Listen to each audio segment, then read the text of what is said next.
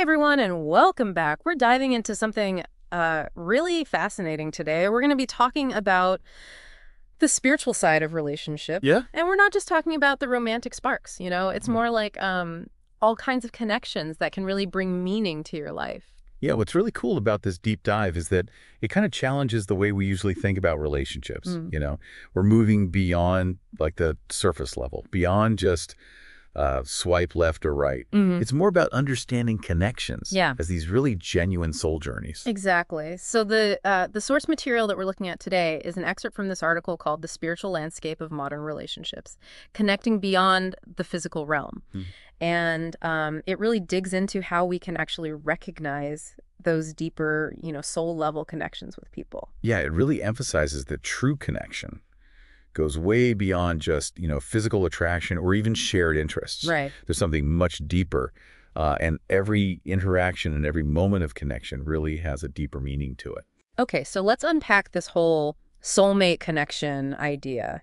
People always throw around that word soulmate, right? Right. Usually when they're talking about romantic partners, but this article suggests that soulmates can really be anyone who profoundly impacts your growth as a person. That's right. It could be a friend who challenges you to, think differently, Right. a mentor who guides you on your path, or even, let's be honest, someone who kind of pushes your buttons and forces you to confront your own patterns. Right. If they're helping you evolve on a soul level, they could definitely be considered a soulmate. Yeah, that's a pretty mind-blowing shift in perspective, isn't it? It makes you really rethink all the relationships that you have in your life. Hmm. But how do we actually start to understand these deeper connections? The article talks about things like psychic readings and intuitive Mm. guidance. Yeah. And, I know what some people might be thinking. Wait, are we talking about fortune telling here? Not exactly. It's not about predicting the future, Hmm. Instead, these tools are more about understanding the energy between people and recognizing those subtle patterns that might be playing out in your relationships. It's almost like gaining a deeper level of self-awareness, but within, the context of your connections with others. So it's more about insight than, trying to tell the future or anything. Right. One of the tools the article mentions is energy reading. What exactly is that? Well, imagine uh, an intuitive person can actually sense the energetic compatibility between two people. Wow. And it's not just about what you see on the surface. It's about that deeper resonance or that soul level connection. They're tapping into something beyond just the obvious. Yeah, so it's like they're getting this X-ray vision into the relationship and seeing the unseen dynamics that are at play. Exactly. The article also mentions soulmate drawings. Have you ever heard of those? I have. It's a very fascinating concept. Yeah. Imagine, you and someone you have a deep connection with getting a soulmate drawing done. Okay. The artist would actually use their intuition to create a visual representation of the energy between the two of you. Hmm. It's like a snapshot of your soul connection, Yeah. highlighting your strengths, your challenges, and even areas for growth. Wow, so it's more than just a pretty picture, right? It is. It's like an energetic blueprint of the relationship. That's so interesting. But we'll dive into that more later. The article also talks about karmic pattern recognition. Yeah, That sounds kind of intense. it is a powerful concept. The idea is that um, we often repeat certain relationship patterns until we learn specific lessons from them. Oh, okay. So, for example, you might constantly attract partners who are emotionally unavailable. Right. And that could be like a karmic pattern that's prompting you to explore why you're drawn to that type of person Okay. and what you need to learn from it. So by recognizing these karmic patterns, we can break out of those negative cycles and, build healthier, more fulfilling relationships. Exactly. That's great. And the best part is you don't need to be a, spiritual guru or anything to start applying these principles. The article offers some really practical techniques that anyone can use. So this is where it gets really interesting. Let's talk about these practical techniques for bringing spiritual awareness into our relationships. The first one is intentional communication. What does that mean? It's about being truly present in your interactions, Yeah. Instead of just listening to the words someone is saying, you're really tuning into the emotions and the energy behind them. So it's not just listening with your ears, it's listening with your whole being. Right, exactly. Okay, that makes a lot of sense. The article also mentions energetic boundaries, which is something that's becoming more popular these days. It is, and it's crucial for any healthy relationship. It's about recognizing that you have your own energy field and your own space. And it's important to protect that space from being overwhelmed or drained by others, even people you love. Right. Yeah. So it's like creating a safe space for yourself within the relationships. But how do we actually know where to put those boundaries? That's where the article brings up this really fascinating concept of meditative attunement. It's about using meditation as a tool to connect with your inner wisdom so you can figure out your needs and set those boundaries. That's right. I love how this is all starting to connect. Me too. But we've got a lot more to uncover about these practical techniques, and we'll be talking about that in the next part of our deep dive. Absolutely. Stay tuned. We'll be back to explore how all these techniques can really help you navigate this whole landscape of modern relationships. It's a complex one. It is. Yeah. But it's beautiful, too. It is. It is. Welcome back. Ready to dig into some more of these spiritual tools for building deeper connections. Oh, absolutely. I'm really curious about those soulmate drawings we were talking about earlier. It's just such a unique concept. It is. Are they really like energetic blueprints of a relationship? It's a fascinating way to think about it. I imagine, being able to actually see those underlying energy patterns, Yeah. the ones that really shape your connection with someone, right? It's almost like having a roadmap, highlighting the good stuff, Yeah. the strengths, the challenges, Right. and even potential areas for growth within that relationship. Wow. That would be pretty incredible. Yeah. It's almost like you could see where the roadblocks might be, Right. and then, find ways to navigate them in a better way. Exactly. And remember, these drawings aren't about, predicting some fixed destiny or anything like that. Right. It's more like offering a glimpse into the potential of the connection, Yeah. allowing you to actually make more conscious choices about how you interact and how you grow within that relationship. So it's about empowerment, not, like predetermination or something. Exactly. I like that. But how does all of this apply to the, the challenges of modern relationships? Because Oh. it feels like it's harder than ever to like really connect deeply with people in this world. What, with all the distractions and everything? It's true. We are constantly bombarded with information. Yeah. And we often kind of operate on autopilot, All right. But that's exactly where a spiritual perspective can be so valuable. It Yeah. encourages us to slow down, be present, Yeah. and really see the sacredness in every interaction, even small ones. So instead of seeing relationships as like transactions or, just ways to get our needs met, Right. we start to see them as opportunities for growth. Yeah. And soul evolution even. Exactly. And it reminds us that we're not just these isolated individuals, just bumping into each other randomly. Right. We're all interconnected, part of this larger web of consciousness. So even those difficult relationships, the ones that really push our buttons and kind of drive us crazy sometimes, those can be seen as teachers too. Absolutely. They can show us where we need to heal, where we need to set boundaries, and even where we need to practice, more compassion, both for ourselves and for other people. Okay, so this all sounds, amazing in theory. Yeah.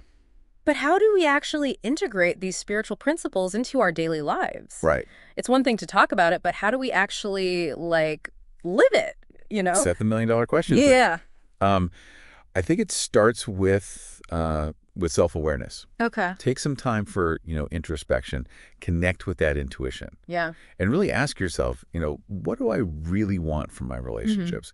What kind of connections actually nourish my soul? Right. And what kind of energy do I want to bring to my interactions with others? So it sounds like, being intentional Yeah. and making conscious choices about who we spend our time with and how we interact with them. That's it. Okay, and don't be afraid to, seek guidance, whether it's through meditation or energy work, or even just talking to like a trusted friend or a therapist. Right. There are so many different ways to tap into that inner wisdom and get more clarity about your relationships. Exactly. The article also reminds us to view relationships as these collaborative soul journeys. Yeah. It's not about trying to change the other person, Right. but rather working together to evolve and grow together. That's beautiful. And remember, releasing those rigid expectations. Oh, yeah. That's key. Just That's allow the relationship to, unfold organically, trusting that that it's serving a higher purpose, even if even if we don't like fully understand it in the moment. That's right. This whole conversation has been so eye-opening. I feel like I have this whole new lens to look at my relationships through. That's great. It's exciting to think that even in a world that often feels superficial, we can still find those deep, meaningful connections if we're just, willing to look beyond the surface. I agree. It's inspiring to think that we're all on this journey of soul growth together. Yeah. And that our relationships can really be these powerful catalysts for transformation. Hearing you talk about it makes me think back to those soulmate drawings again. Yeah. Do you think they could be helpful for anyone, or is it just for people who are like already really spiritually inclined? That's a good question. I think anyone who is open to exploring their relationships from a deeper perspective could benefit. It's not about believing in magic or anything like that. It's about being willing to see the unseen, the energetic connections that bind us all together. So it's more about trusting our intuition and being open to the possibility that there's just more to our relationships than meets the eye. Exactly. And who knows, maybe these drawings can really help us see those hidden dimensions and navigate our connections with, more awareness and compassion. But even without a drawing, you can still access some really profound insights through practices like meditative attunement. I love how we keep circling back to that. It feels like it's a real key. It is. To unlocking so much potential within ourselves and our relationships. It is. That's great. Well, in the final part of our deep dive, we're going to explore how this practice, along with others, can be integrated into your daily life for more fulfilling connections. We will. Welcome back. It feels like we've really covered so much ground in this deep dive into this whole spiritual side of relationships. We have, from soulmate connections to karmic patterns. Yeah. We even talk about, those fascinating soulmate drawings. I know. It's been quite a journey. It really has. So as we kind of wrap things up here, I'm wondering if we can, distill everything we've talked about into like one key takeaway for everyone listening. What would you say is the most important thing to remember about bringing spirituality into our relationships? For me, I think it's about really recognizing that every connection, every interaction we have is an opportunity for soul growth. Okay. Whether it's a really harmonious friendship or even a challenging relationship, one that really pushes your buttons. Right. There's always something to be learned. There's always some deeper meaning to be uncovered. So it's about shifting our perspective, right? Yeah. Seeing beyond that surface level. Exactly. To really understand the potential for transformation that exists in each relationship. I think so. That's a beautiful way to put it.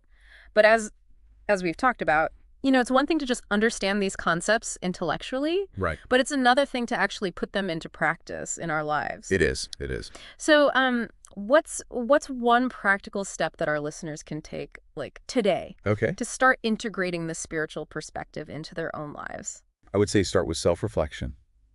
Just take some time to really think about all the relationships in your life and ask yourself, what am I learning from each one? Yeah. How is this relationship helping me to grow?